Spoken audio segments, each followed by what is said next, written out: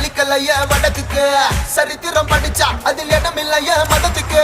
கடவுளை படைச்சு சடங்க எல்லாம் நடத்திட்டு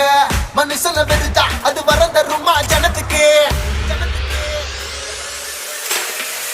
நீ வேறாய் நானும் வேற